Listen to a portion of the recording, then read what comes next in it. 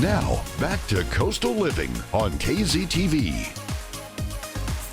Hello everyone, welcome back to Coastal Living. I'm here with Jocelyn and we want to talk about some macros. You heard of macros? Yes, I have. Yeah, it's a term that goes around and it's a reference, it seems like it might be a reference to a certain like fad diet. A lot of us might even question its meaning. To many, you might just be like, that's another thing I don't want to worry about. However, tracking your macros can have many health benefits and it doesn't exactly qualify as like a fad diet. It's more of a structure to follow. So we know that the average recommended caloric intake for an adult is about 2,000 calories, right?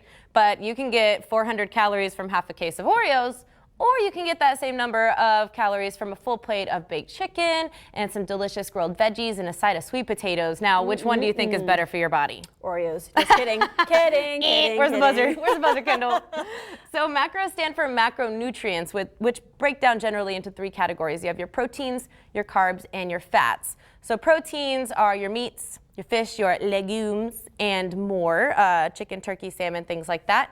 Carbs are your starches like rice, pasta, and potatoes. And then of course fats, some people don't see it this way, but those are gonna be like your cooking oils, seeds, and nuts. And then of course everyone's favorite, avocado. That's gonna be extra.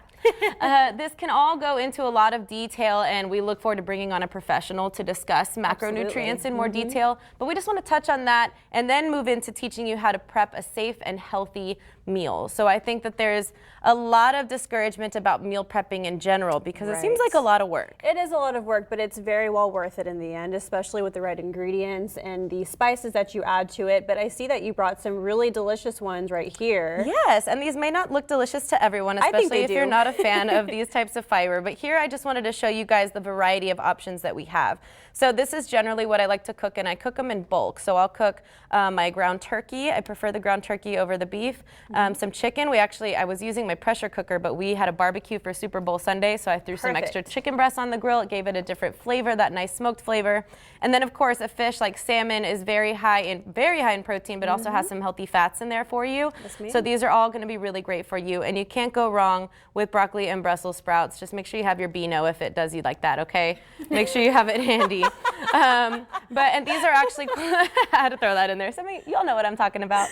And then of course, you know, broccoli, you might not think about this, but broccoli and other vegetables count as a carb, but it's a quickly digesting carb. Again, we'll bring on a pro to talk about that. But I like to make these things in bulk, and I have a little scale at home. I know what I'm trying to follow, so I generally do 4 or 5 ounces of my protein and about a cup of vegetables, and then a little bit of carbs earlier in the day. That's what I do. Everybody is unique. Jocelyn, I know you have a very unique diet. Tell me what you like to do. So I've mentioned on the show before, I have a very sensitive stomach, so I can't eat a lot of meat, and depending on what kind it is, I'll be very frugal when it comes down to eating meat. So my substitute is this quinoa right here. It's an excellent source of protein. It's mixed with some black beans. I added some cilantro for some taste, and I absolutely love it. It's delicious. And I'm also doing some salmon as well because I eat a lot of fish mostly.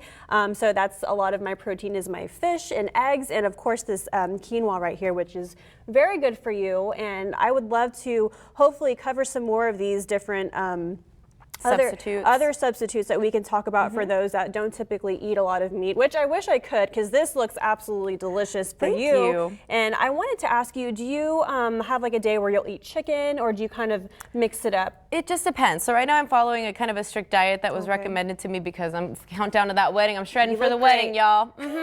But typically I will prep whatever sounds good, and I just whatever I feel like. So if I get home and I'm like, I feel like chicken, I'll weigh out my 5 ounces of chicken. Which vegetable do I feel like having? Maybe I throw together a quick little salad with a nice vinaigrette dressing.